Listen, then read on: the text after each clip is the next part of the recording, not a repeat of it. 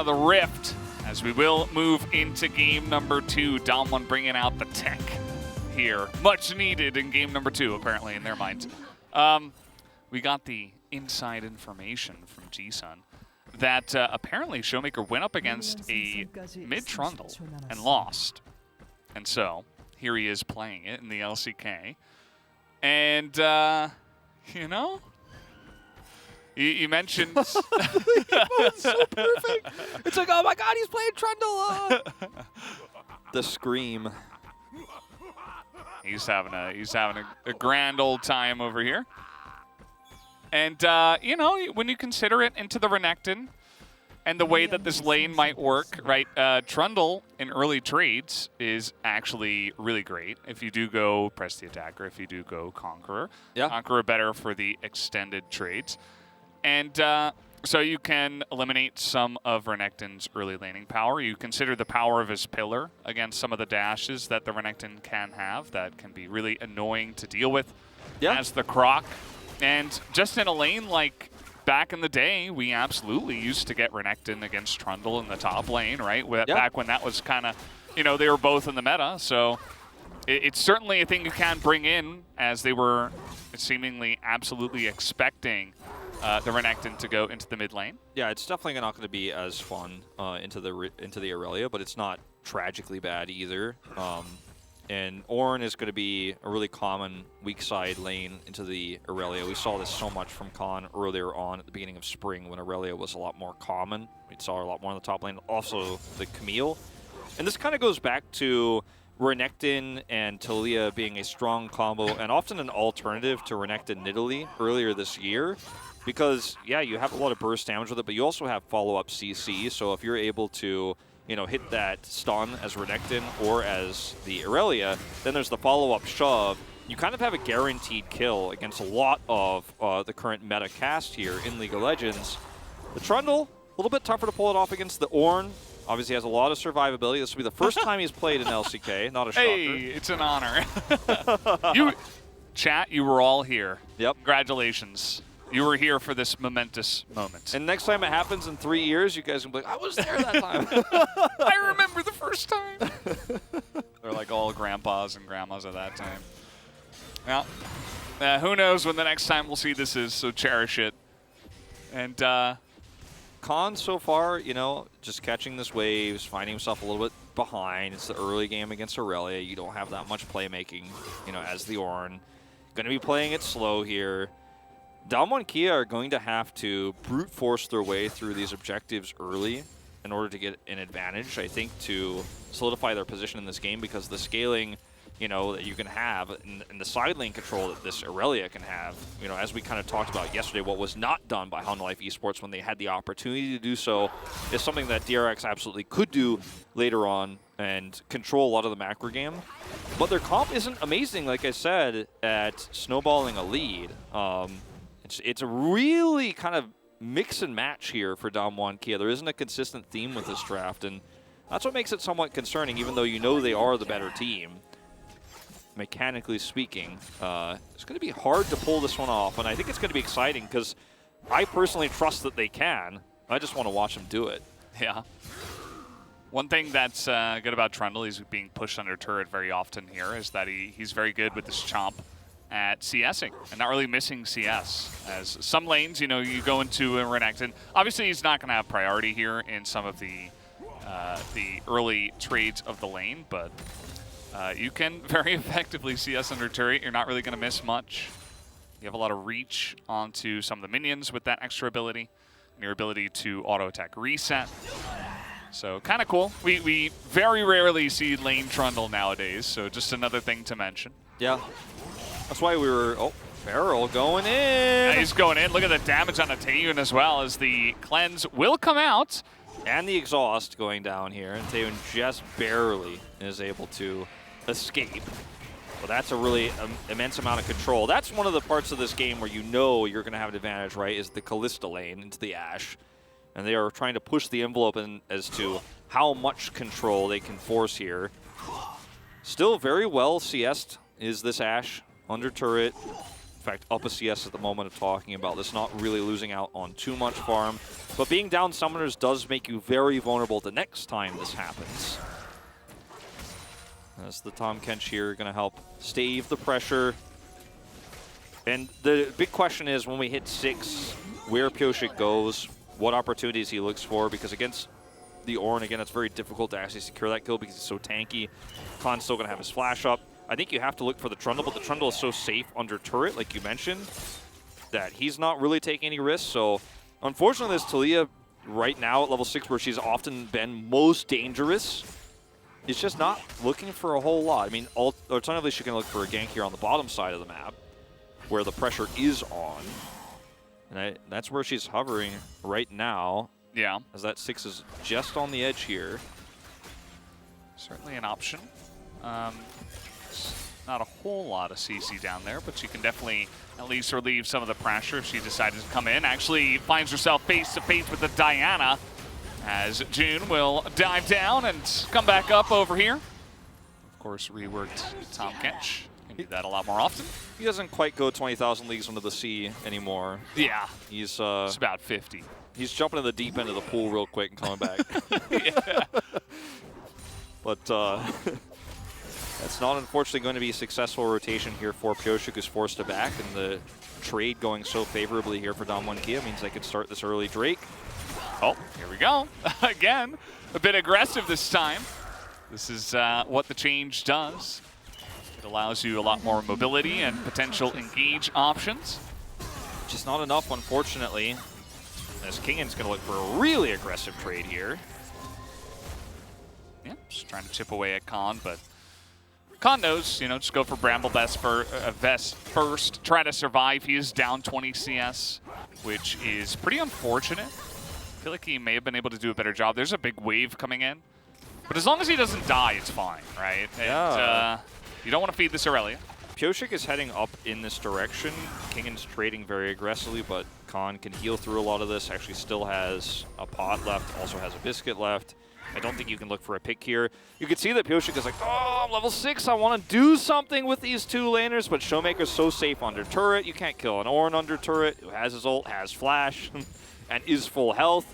So you're just trying to steal the camps away instead. I mean, that's the game plan here, is we're going to see a big fight over this red. Yeah, everybody's getting in here, and June is spotted, but they still want to get in here. Beryl just runs straight into the combo, as that is a nice call to Forge God. They're going to be able to kill this Aurelia. Beryl tanked up so much of the damage early on, and now he's going back in. As flashes over the wall will come in, and look at that pillar! That is so annoying to deal with, as a huge amount of damage does come out from Pyosik, but he's getting himself into danger as he's not able to pick up that kill. Oh, so indecisive here as Pyosik. He easily gets out if he backs away. He has flash there, decides to go forward and get the kill. Does not work out for him. Damwon Kia going to trade this back-to-back here, but what a really aggressive exchange from DRX. I appreciate the idea of, okay, our Taliyah is level 6. We have some potential for an engage here, and we're just going to look to steal this red buff. Damwon Kia come back in, and once again, Beryl is the bait, right? He's at the front. He's got so much sustainability here. Flashes out, and the Aftershock is well massive. played. Yeah, Aftershock, he has that on top of his Eclipse, of course. Then he re-engages back in, does get picked, of course.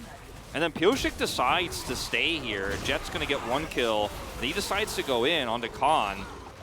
Yeah, I think he get out of there pretty easily. I don't know, against the Kalista, maybe he just felt like, whatever.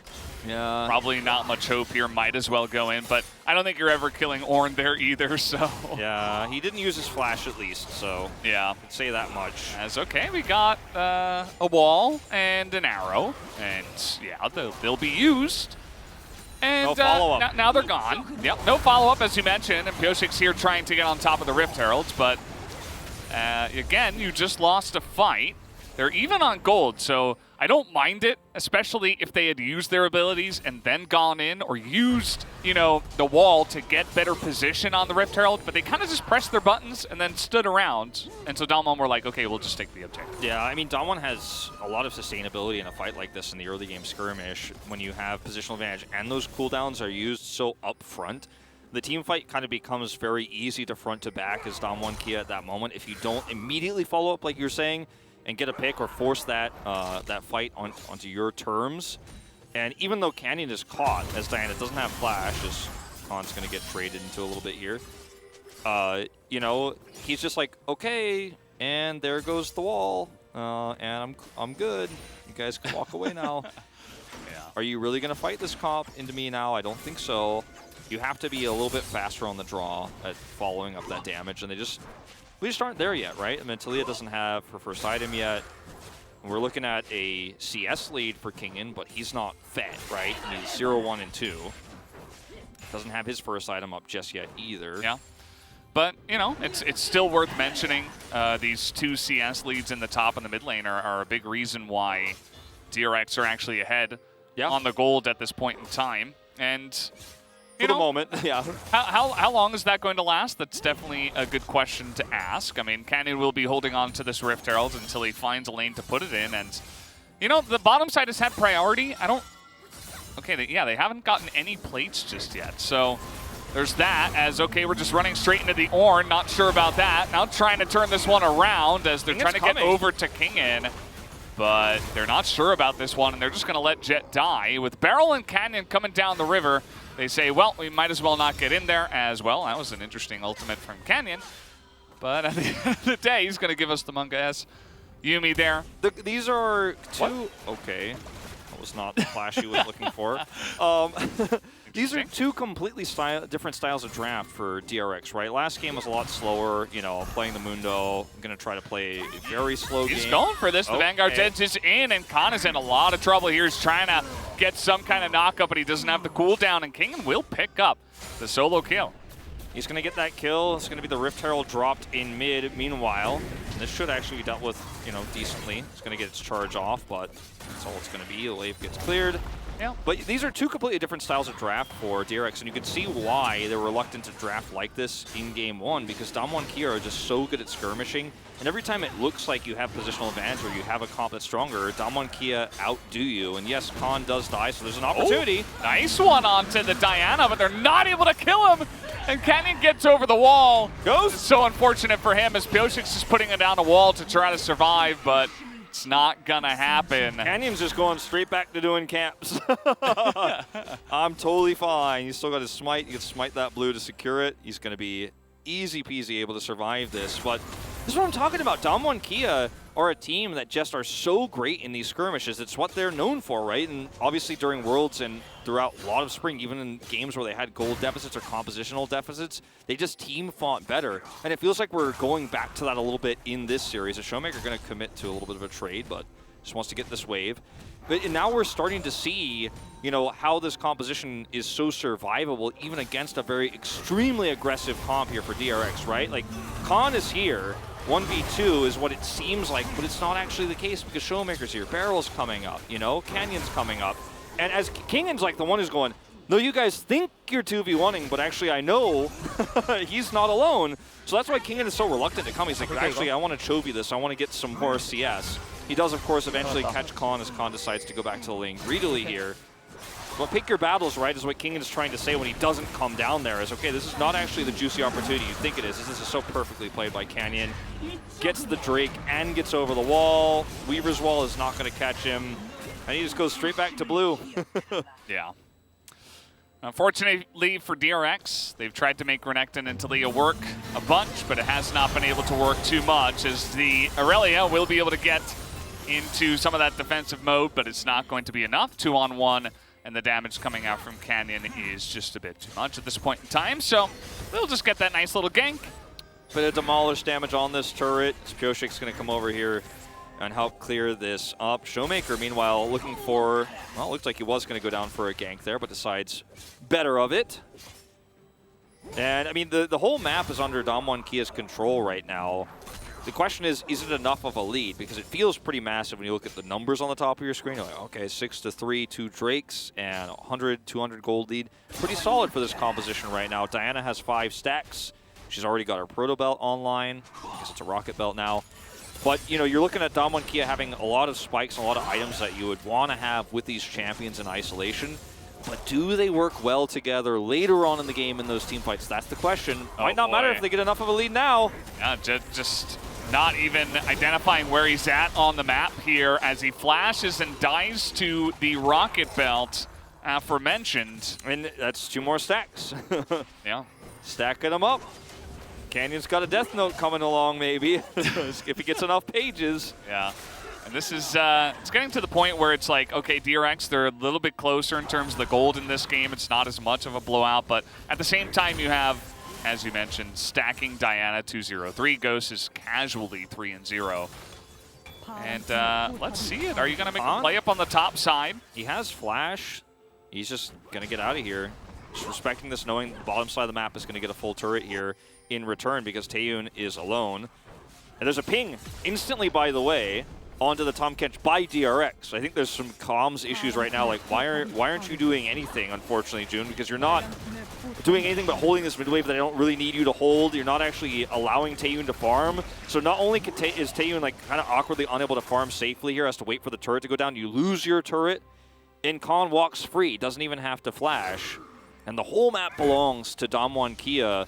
And just one small mistake from Jet in terms of an overextension can be what turns the tide in terms of every single other objective that's available on the map right now. And that 30 CS lead that he has, that we mentioned earlier, that he had earlier, is going to be way less significant than a Damwon Kia that has a well-rounded comp that can fight. And I don't think this comp is necessarily well-rounded, but with the items it has at this state of the game, it might not matter. Like, it forces its way to be well-rounded. There's a few combos you can set up between the Fate's Call, the Oranhorn, and the Diana ultimate here.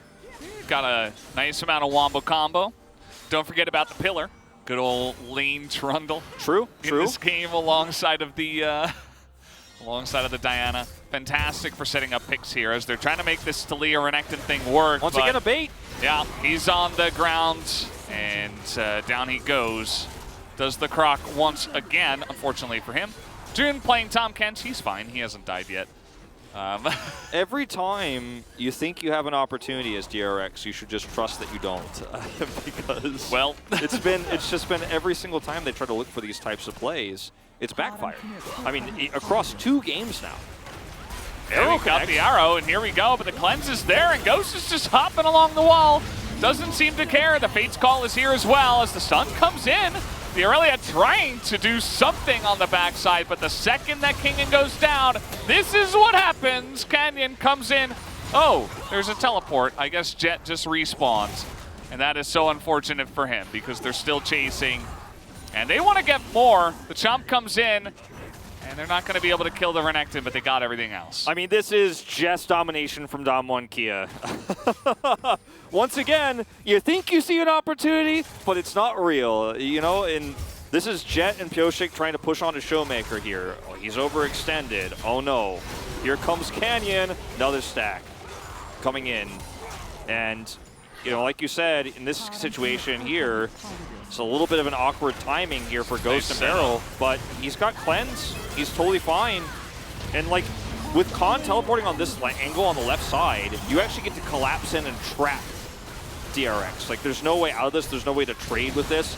And Canyon is like, I'm fed, by the way. I'm level 12. And he's doing the majority of the damage here. The rest of his team has just absorbed the cooldowns. And it's just an easy cleanup. Showmaker. He's just he's trying to do an impression of Trundle's Chomp. Yeah. And I think that was pretty accurate. It's pretty spot on. It was pretty good. Maybe if we get voiceovers in League of Legends, maybe we'll use this clip as a future moment, right? Oh, well. I think, you know. He did do, you know, half of the voice line. He called himself the Troll King. This is what you do. You're Showmaker. You dominate with your team against the lowest team in the LCK in 22 minutes, and then you pick mid Trundle, and you just troll the entire game. That's what you do when you're Showmaker. Yeah, this is really unfortunate if you're DRX here, especially if you're these, you know, newer players, Taeyun, June. Jet's got a lot of experience under his belt, obviously Pyoshik and Kingen.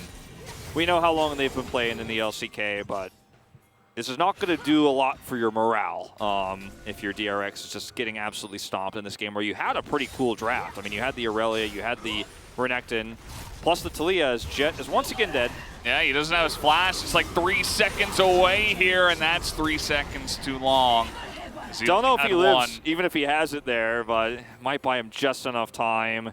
And this is just going to be a Baron play here at 20 minutes. Yeah. You can see King, and he's doing whatever he can. He's like, I mean, I have to split push. The Rift Herald's in the bottom lane. This is what I have to do. And just one pick into Baron. Like, there's nothing he can do. Yeah. Might as well just keep pushing. Exactly, and that's something that he's kind of been doing this whole game, even in some of those fights he could have teleported into, or the fight at the top side of the jungle where he could have rotated in. And he's like, you guys can try to fight Damwon Kia. I'm good, actually. I'm just going to get money, and maybe we could side lane, and I'm going to help this Rift Herald get a little bit of structure damage. Maybe we can even up some of that gold deficit. And later on, if you guys could just farm through and get some items, we might have a team fight on our hands. Like, I don't want to get too optimistic, but maybe if I could side push enough, if we could side lane, get some structures here, it might one day work out. As Khan will be the one who's targeted. Okay, can they kill the Ornn? Always a fun question.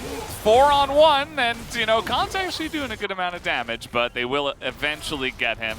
As DRX, I think they've accepted it as well, trying to go for a little split push. Jet is going to die again, unfortunately. Yeah, if you were wondering what would have looked like if he had flash moments before, it would have looked something like this. Yeah. He no longer has it. That's going to be an inhibitor down. Well, actually, I mean, not yet. You can definitely just stay here. If Ghost comes over, you can absolutely fight this. They just need to worry about King, and as the stun will come in, but you just see him down, and you can see everybody else on the side of DRX is just running away. There's nothing that they can do. Ash has to kite it out. Talia has to kite it out. Tom Kench can't even devour anymore. It's on cooldown. Ghost just tossing out a flash, you know, just to give him a little bit of, just to tell him how he's feeling. Sure. Just trying to get into like their heads that. a little bit. Yeah. That's going to be double inhib. Not actually going to end the game. Can't end yet. I mean, we're 22 minutes in, believe it or not. It doesn't feel like it.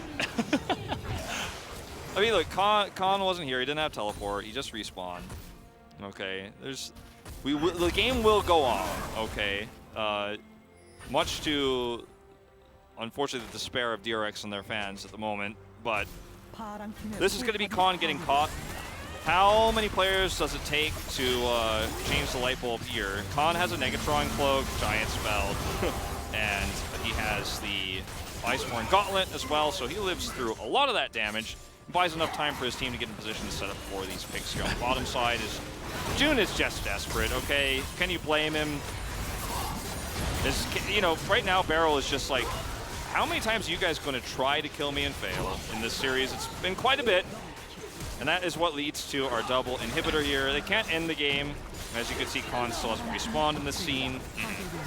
But, you know, they still have 25 seconds left on the Baron. And, oh, man, look at the pillar. Piosik's almost dead, and Canyon's going to pick it up. Did you say almost, Valdez? Yeah, I misspoke. I'm sorry. Here we go. We're getting in now onto June, who's like, maybe I can go under the ground. Well, they're going to just go down instead. And they're just going to go ahead and push in. This has not been a very competitive series, and Damwon come in with a statement in this one as Kingen says, wait, no, not the face. I'm ready to fight now. Now I'll fight with you guys. I'll fight with my team now. Oh, no. Oh, what was I? Oh. Kingen is definitely the one who's like, I am just done with this series. Look at him. He's getting in there. Yeah, well. He was not going to fight with his team earlier. He was just going to push and CS. Showmaker, come on. They've already suffered enough. Nexus. They've already suffered enough. Of course, he gets the little dance in for the end. And